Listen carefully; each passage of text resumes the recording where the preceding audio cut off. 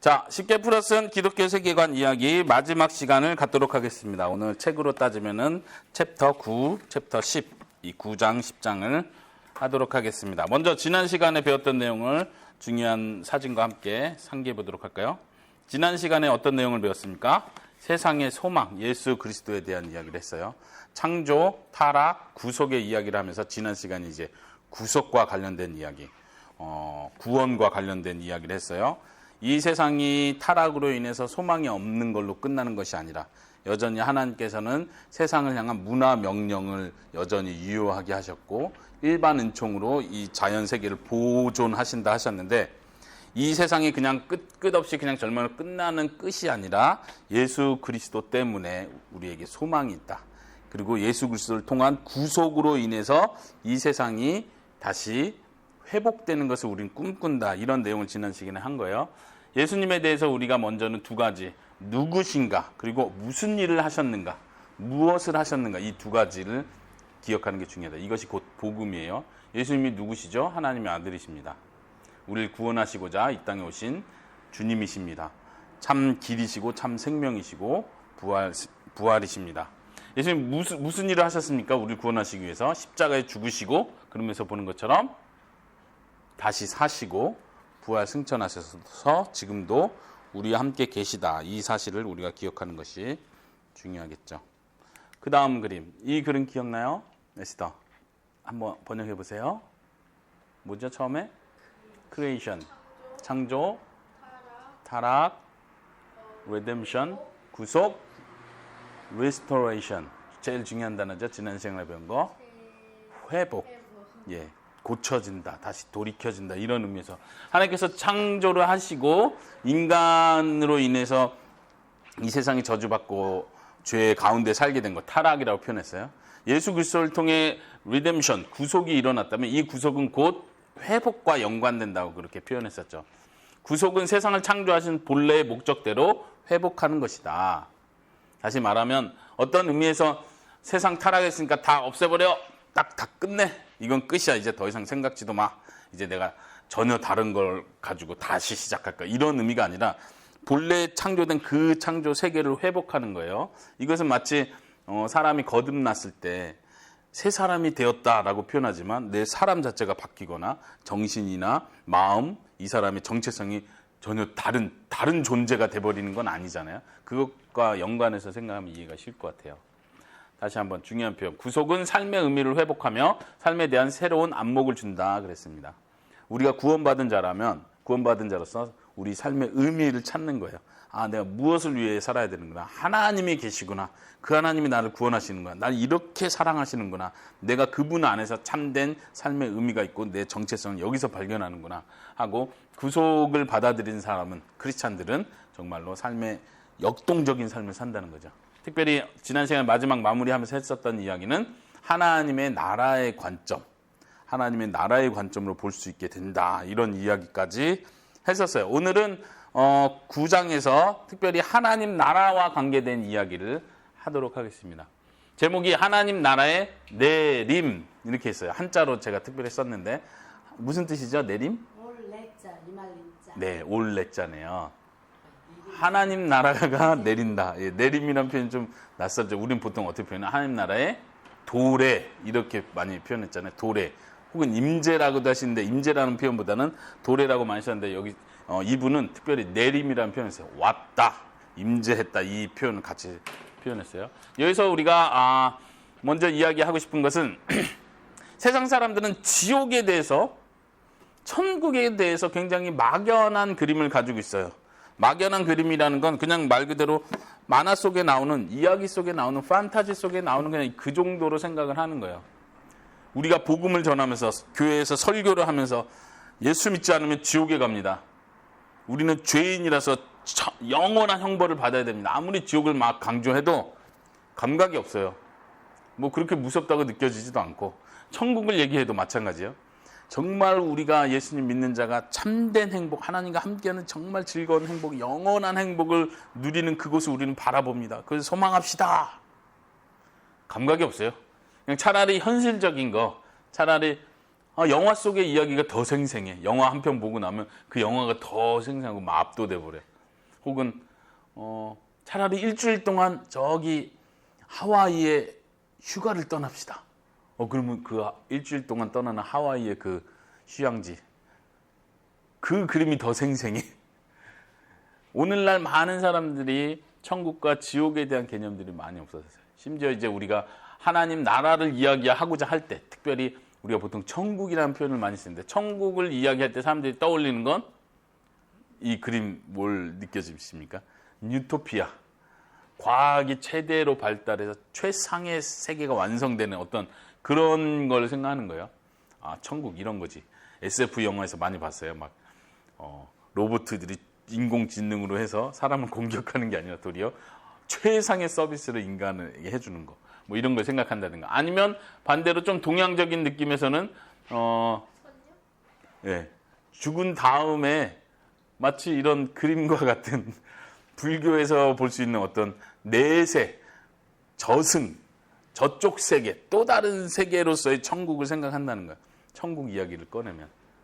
그러니까 이게 왼쪽도 그렇고 오른쪽도 그렇고 유토피아든 어떤 신화에 나오는 이야기든 뭐든 다 그냥 이게 추상적이고 막연한 개념으로 우리가 물들어 버렸다. 그래서 하나님 나라 천국을 이야기할 때 사람들과 의사소통이 안 될 정도로, 심지어 교회 안에 있는 사람도 지금 그렇게 됐다는 것을 얘기하는 거예요.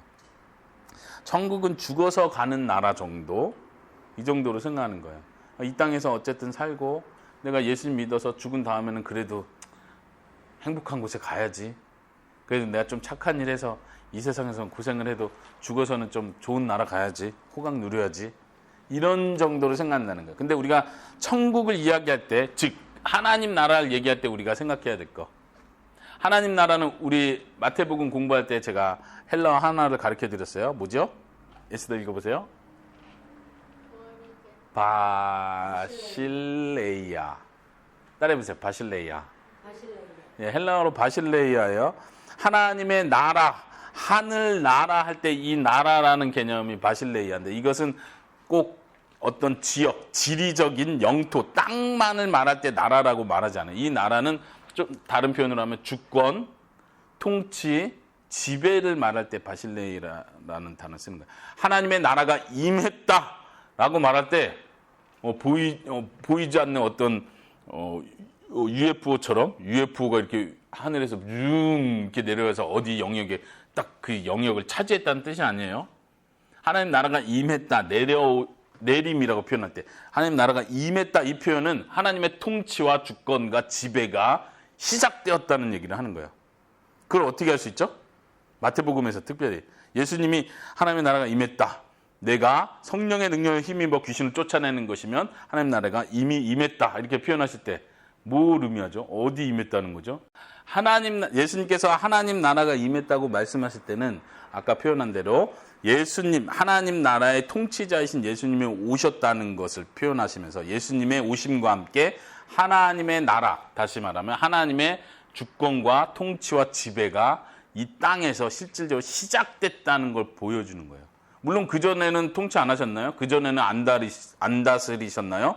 그전에는 뭐 사탄만 다 통치했나요? 그건 아니에요. 그럼에도 불구하고 예수님께서 이 땅에 오시는 것 자체가 굉장히 큰 전환점으로서 하나님의 통치를 실질적으로 보여주시기 시작했다, 이렇게 이해하는 거예요. 아까 몇 가지 표현한 것처럼 귀신을 쫓아낸다는 게 뭘 의미하냐면 영적인 의미에서, 아까 에스너는 영적으로 하나님의 나라가 임했다 이렇게 표현했는데, 영적으로 하나님의 나라가 임했다는 건 뭐냐면 사탄의 세력을 꺾어가는 거예요. 마치 영적인 싸움을 해서 사탄의 세력들이 전쟁에서 져서 도망가듯이 예수님이 귀신들을 쫓아내는 거예요. 예수님의 한 말씀 한 말씀에 모든 만물이 복종을 하는 거예요. 타락으로 인해서 하나님과 멀어지고 하나님의 저주를 받았던 피조물들이 이제는 예수님의 한 말씀 한 말씀에 이제는 순종하는 걸 보여주는 거예요. 바다가 잔잔해지는 거, 예수님의 한 말씀에 병자들이 낫는 거, 다 지금 하나님의 그 통치 아래 들어오고 있다는 걸 보여준다는 거예요. 통치 아래 들어오고 있다. 그리고 실제로 더 중요한 건 사람들, 실질적으로 하나님을 반역했던 사람들이 하나님, 예수님의 말씀을 듣고 순종하는 자로, 그 음성에 순종하는 자로 회복되는 거예요. 순종하는 자로. 그게 곧 믿음이죠. 믿음의 길로 들어온다는 뜻이죠.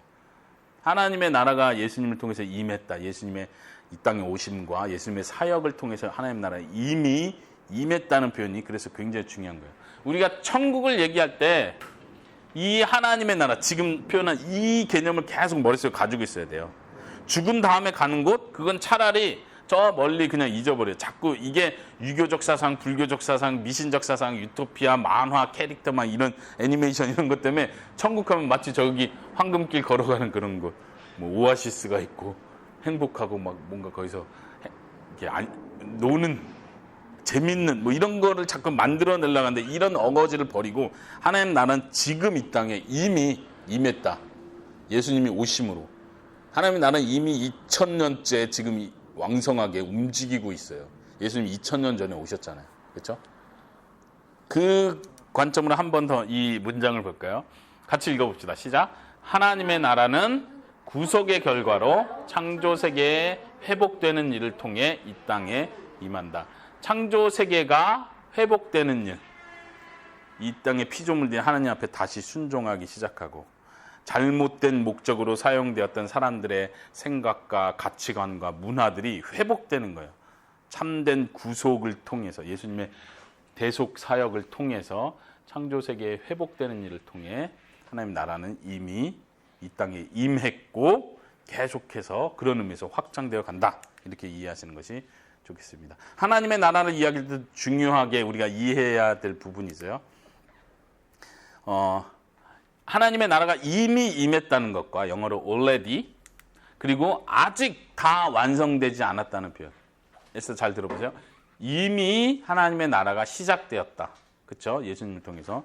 그러나 하나님의 나라가 아직 완성된 건 아니다. 우리는 완성의 때를 기다리는 거예요. 언제가 하나님의 나라가 완성되는 때일까요? 마지막 심판 때. 예수님의 재림을 통해서 심판을 통해서 천국과 지옥이 나눠질 때 그 천국의 완전한 하나님의 통치가 이루어지고 지옥에서도 하나님의 완전한 통치가 완성되는 걸 보는 거예요. 우리가 지금 살고 있는 이 세상은 하나님의 나라가 벌써 임했다는 걸 생각하는 자세로 살아야 돼요. 그렇지만 아직 임하지 않았다는 똑같은 생각, 이 균형, 양쪽 극단에 치우치지 않는 거. 어떤 사람들은 이미 임했다는 것만 계속 강조해요. 반대로 어떤 사람들은 아니야, 우리는 그냥 죽은 다음에 가는 거야. 하나님 나라는 죽은 다음에만 있는 거. 아직 하나님 나라 오지 않았어. 이것만 생각하는 사람들이 있어요. 이 양쪽 극단에 치우치지 말라는 얘기예요. 하나님 나라 생각할 때 중요한 거, 이 균형을 잡는 거. 잘 보세요. 역사적으로 이미 하나님의 나라가 임했다는 걸 강조하는 사상들이 쭉 있어 왔어요. 이 마카비 기억나요?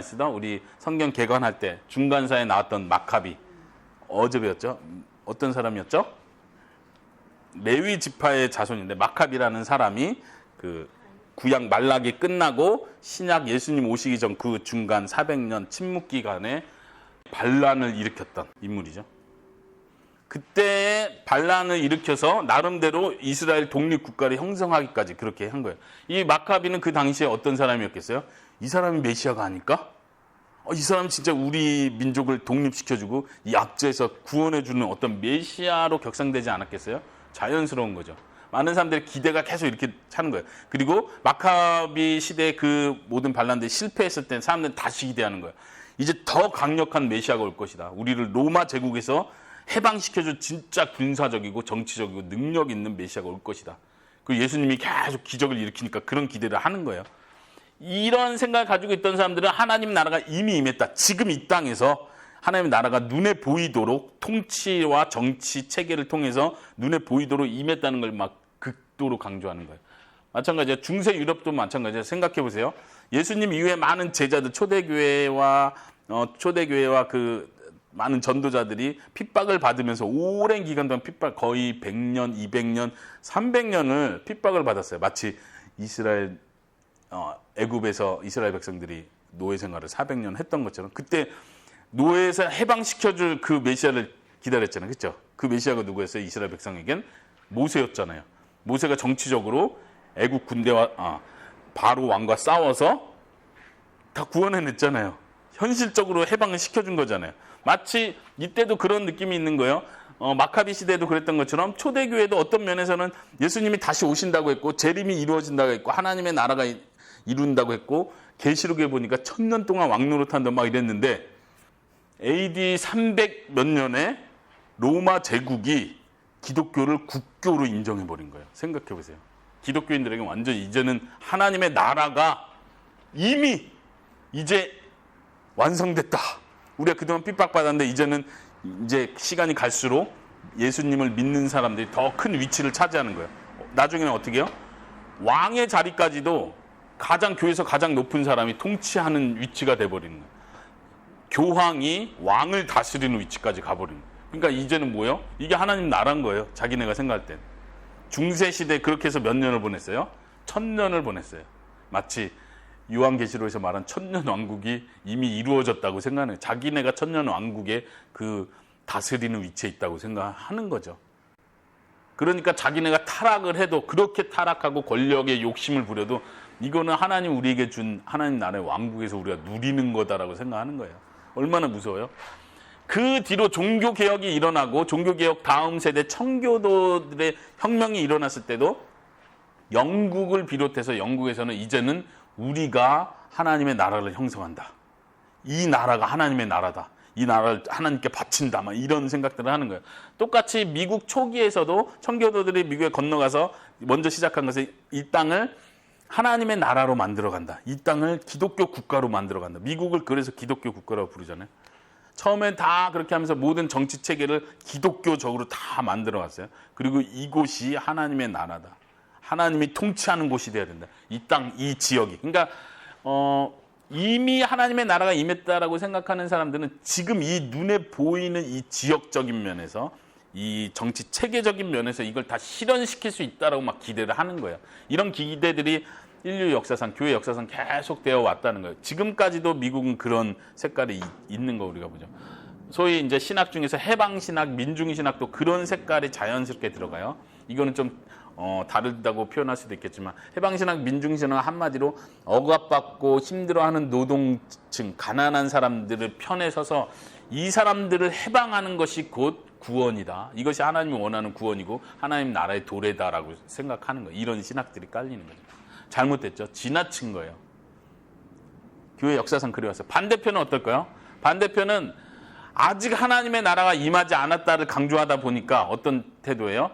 이 세상은 죄악으로 가득한 세상이야.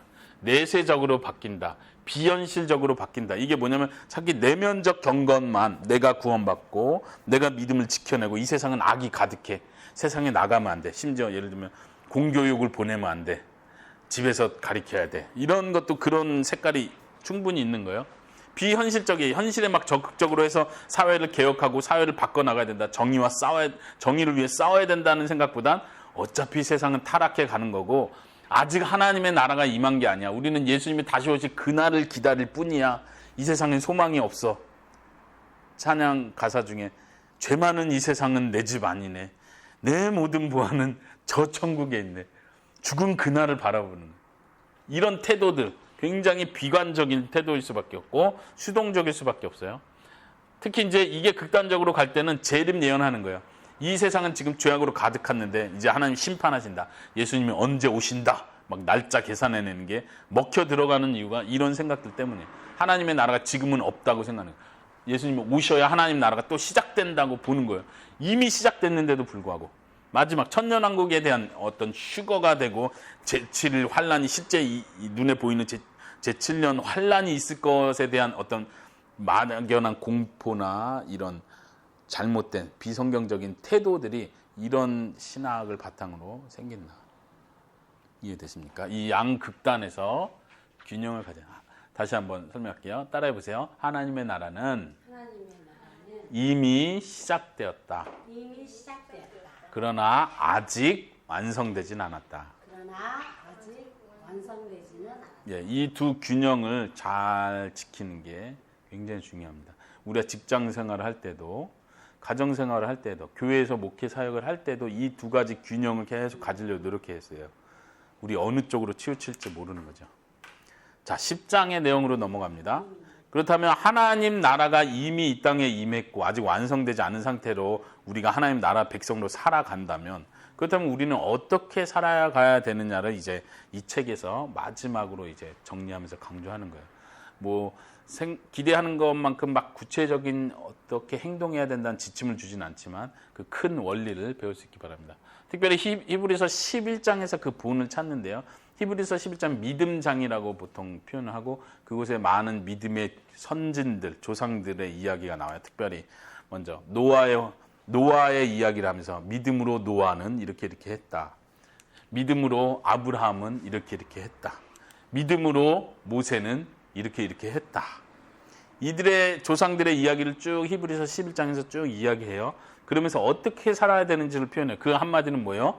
믿음으로 살아가는 거예요. 그 믿음은 뭐예요? 하나님 나라의 완성을 소망하고 바라보는 믿음이에요. 참된 안식이 저 하늘에 있다는 것을 바라보는. 그러면 이 땅에서는 어차피 이 땅은 소용없어. 이렇게 살아가는 것이 아니라 이 땅에서 최선을 다하는 거죠. 이 땅에서 여전히 최선을 다하면서 하나님 나라를 바라보면서 사는 거. 노아의 홍수를 보세요. 노아가 하나님께서 홍수가 있을 것을 얘기하고 배를 지으라고 했을 때 노아는 믿음으로 그것을 받아들이고 어떻게 했어요? 홍수 나니까 내 개인 경건만 지키면 돼. 기도 생활만 한 게 아니라 이 홍수를 대비해서 그 남은 인생을 배를 만드는 일을 부지런히 하죠. 그런 모습을 볼 수 있어요. 아브라함은 어떻습니까? 아브라함은 믿음으로 하나님께서 자식을 주겠다고 약속할 때 믿음으로 바라보는 거죠.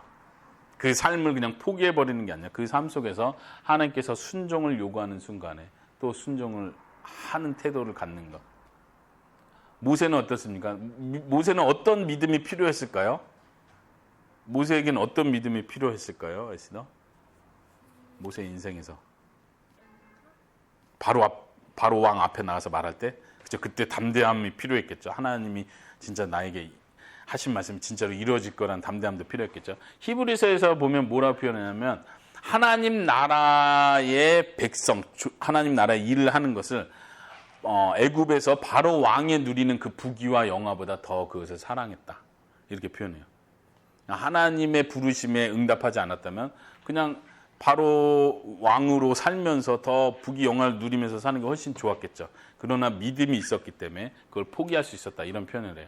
그게 이제 11장 27절에 보면 이런 표현을 합니다. 믿음으로 모세 얘기하면서 보이지 아니하는 자를 보는 것 같이 하여 참았다.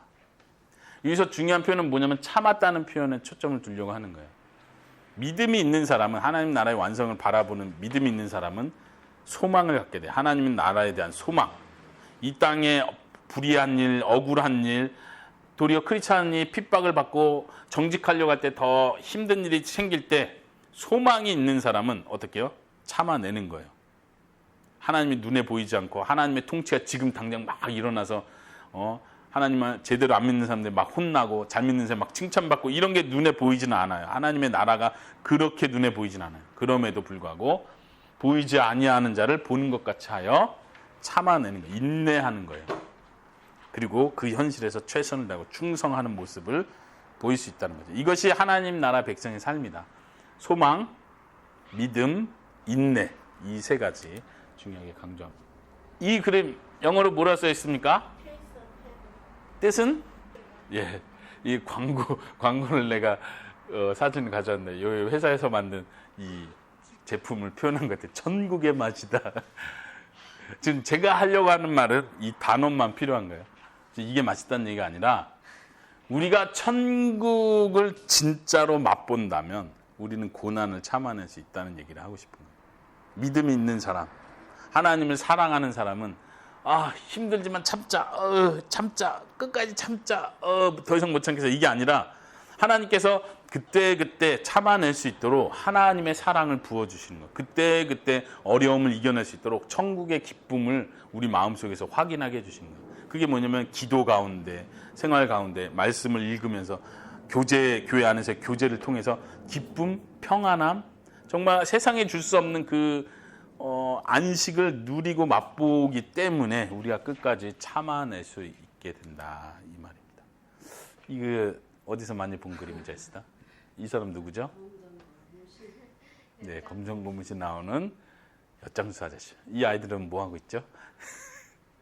아주 적절한 사진을 제가 골랐어요. 먹고 싶어 하는 아이. 이 아저씨가 이 아이들에게 고무신을 가져오게 만들기 위해서 어떻게 하는지 보셨어요? 아시다? 이거 먹어봐. 그쵸? 맛을 한번 딱 엿을 조금 딱 주는 거예요. 먹고 나서 너무 맛있어. 이걸 더 먹고 싶어. 마치 좀 부정적인 예인 것 같긴 한데 마약이라는 것도 그래요. 맛을 처음에는 마약 줄 때 그런다고 그래요. 무료로 공짜로 그냥 주사 한 번 놔주는 거예요. 고마워요. 카타르시스를 막 느끼고 이거 신기한데. 그럼 또 주세요. 그러면 싸게 주는 거예요. 1,000원, 그다음에 10,000원, 그다음에 10만 원, 100만 원을 불러도 그 다음에는 100만 원 어떻게 해서라도 모아서 그 주사 한 대를 맞고 싶어 하는 거예요. 무섭죠. 이게 중독이죠. 잘못된 부정적인 의미에서 중독이에요. 그런데 우리가 바라보는 천국, 우리가 소망하는 그 하늘나라는 이런 부정적인 의미가 아니에요. 참으로 하나님께서 우리에게 그 천국의 맛을, 아까 하나님 나라가 시작됐고 아직 완성되지 않았다고 했는데 그 시작된 하나님의 나라를 우리가 이 땅에서 경험해 가는 거예요. 우리가 교리문답에서 표현할 땐 그러죠. 교회 안에서 그 하나님의 나라를 맛보고 하나님의 사랑을 경험해 가는, 교회 안에서, 교회 공동체 안에서. 그걸 통해서 우리는 더욱더 핍박과 어려움이 있을 때 이걸 참아내는 거예요. 인내해내는 거예요. 믿음은 바라는 것들의 실상이요 라고 표현했을 때 그 실상이라는 말이 그거예요. 우리는 천국을 믿음으로 바라보지만 그게 막연한 그냥 가능성이 아니에요. 우리 이미 그 믿음을 통해서 그 천국을 맛본 거예요. 실상처럼 느끼고 있다는 뜻이에요. 그것 때문에 우리는 고난의 길을 끝까지 갈 수 있다. 이것이 하나님 나라 백성의 삶이다. 우리는 더 나아가서 세상을 변화시키는 자로 살아가는 거예요. 나의 믿음만 지키는 것이 아니라 이 나라에 하나님의 나라를 담대하게 선포하고 하나님의 복음을 담대하게 선포하고 내가 있는 회사와 직장에서 크리스찬으로서 담대하게 살고 믿지 않는 자들에게 선한 영향력. 역시 믿는 사람들은 다르네. 뭐 때문에 저렇게 당당하지? 뭐 때문에 저렇게 기뻐하고 평안하지? 이걸 보여줄 수 있는, 그리고 잘못된 가치관들과 정면으로 도전할 수 있는 담대함이 생기는 거죠. 에스더 그렇게 살 수 있겠습니까? 마무리로 몇 가지 문장을 더 보도록 하겠습니다. 한번 같이 읽어보겠습니다. 시작. 타락한 문화와 사회는 복음의 기초를 둔 변혁을 통해 회복되어야 한다.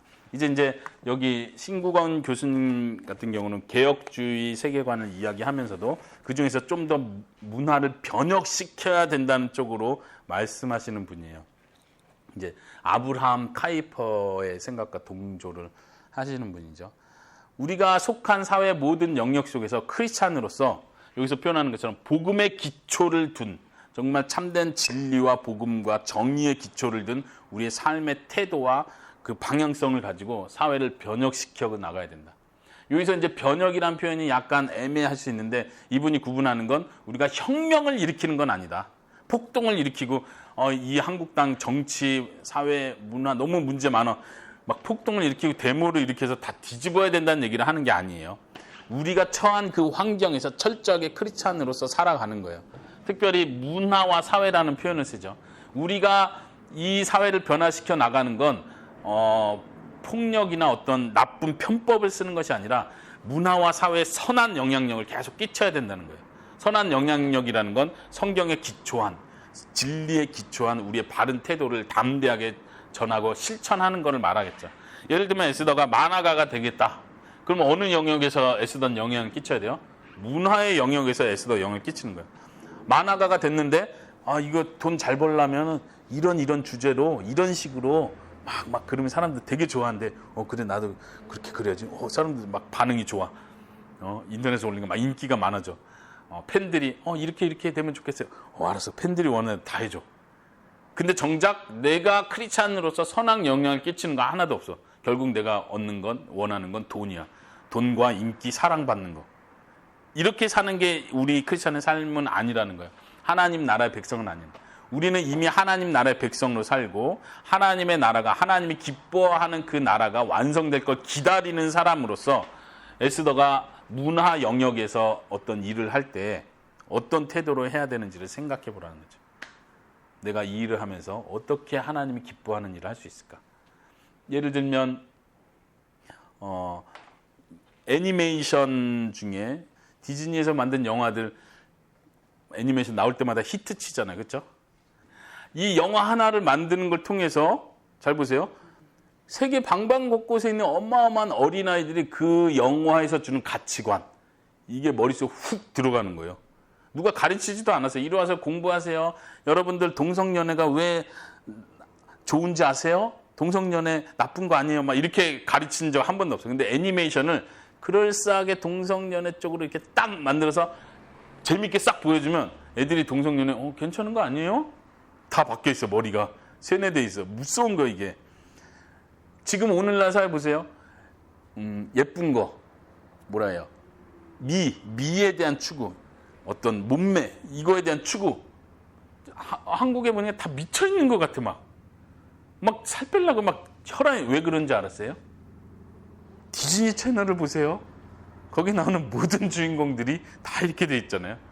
이게 몇 세대를 걸쳐서 문화적으로 영향을 끼쳐버리면 누가 이리와서 날씬한 게 얼마나 건강하고 도움이 되는지 막 이걸 강의하고 수업을 해가지고 세뇌시키는 게 아니에요. 그냥 영화 하나 그냥 몇 세대에 걸쳐서 어릴 때부터 그냥 쭉 보여주면 지금 대학생들 뭐 심지어 30, 40대 아줌마들 다 그거 보면서 자랐어요. 그쵸? 날씬한 게 예쁜 것이다. 이거 머릿속에 세뇌가 돼. 눈이 큰 게 예쁜 것이다. 머리는 길어야 예쁜 것이다. 그러니까 모든 남자들이 머리가 긴 여자가 예쁜 여자인 줄 알아요. 이런 무서운 생각들이 문화라는 건 무시 못하는 거예요. 근데 우리가 똑같이 생각하자는 거예요. 크리스찬으로서 우리가 그냥 그런 세상 살면서 세상은 어차피 죄악된 세상이고 죄의 본성이 가득한 세상이니까 그럴 수밖에 없어. 음악이라는 것도 예수님 안 믿는 사람이 만드는 거 뻔해. 다 그렇지 뭐 우리가 거기에 빠지면 안 돼. 이렇게 하고 소극적으로 가는 게 아니라 아까 표현한 것처럼 소극적이고 내세서지고 비현실적으로 가는 게 아니라 내가 여기서 무엇을 할 수 있을까? 하나님이 나에게 만화 그리는 재능을 하나 주셨다면 혹은 음악가로서 내가 음악적 재능을 하나님께 받았다면 이걸 가지고 내가 하나님 나라를 위해서 어떻게 사용될 수 있을까 고민하는. 문화뿐만 아니라 사회에서 직장, 우리가 소속되어 있는 모든 직장 속에서 우리가 사역자면 사역자로서 이 사회에서 종교적 영역을 담당하고 있는 사람으로서 우리가 건실하게 그 길을 걸어가는 거. 교회가 욕먹는 자리에 가지 않고 그냥 교회가 정말로 사회에 선한 영향을 끼치는 교회구나라는 걸 최소한 사회에 보여줄 수 있는, 믿지 않는 자들이 교회를 보고 하나님께 영광을 돌릴 수 있도록 하는, 이렇게 우리가 좀 적극적인 모습을 갖춰 나가야겠다. 한번 두 번째 거 같이 읽어볼까요? 시작. 복음을 통한 변혁은 문화와 삶의 근본 원리가 변하는 것이다. 복음을 통한 변혁, 여기 있어요. 복음을 통한 변혁은 문화와 삶의 근본 원리가 변하는 것이다. 여기서 좀 더 강조하려고 하는 건 그냥 사회 현실의 외적인 모습을 바꿔간다고 변하는 게 아니라는 얘기를 하는 거예요. 그냥 기독교 학교 하나 세우는 게 사회를 변혁해 가는 그냥 그런 게 아니라는 거예요. 기독교 영화를 하나 만들어 놓으면 내가 중요한 봉사를 했다. 이게 아니에요. 그냥 단순히 외적인 걸 하나 바꿔간다고 해서 기독교 음악을 만든다고 해서 이 사회를 변혁시켰다고 말하는 게 아니에요. 근본적인 원리가 바뀌는 거예요. 그 문화와 삶에 있어서 가치관이 근본적으로 바뀌는 거. 그러니까 이게 무슨 어떤 기독교 세계가 운동을 으쌰으쌰 우리가 더 이렇게 살자, 성시화 운동하자, 그래서 이 사회를 성시화하자, 같이 모여서 기도하자, 으쌰으쌰 한다고 되는 문제가 아니라 정말 근본적인 복음의 변화가 일어나야 된다는 거예요. 그러니까 저는 그런 면에서 이분에 굉장히 공감을 하고 동의를 하는 거예요. 복음으로부터 우리가 변화되지 않으면, 참된 중생과 회심과 거듭남이 있지 않으면 이것이 불가능한 거죠. 우리가 사회를 향해서 선한 영향력을 끼친다고 말할 때도 결국은 근본적인 변화가 일어나기를 바라보고 기대하는 거죠. 시편 85편 10절에 보면 이런 내용이 있어요.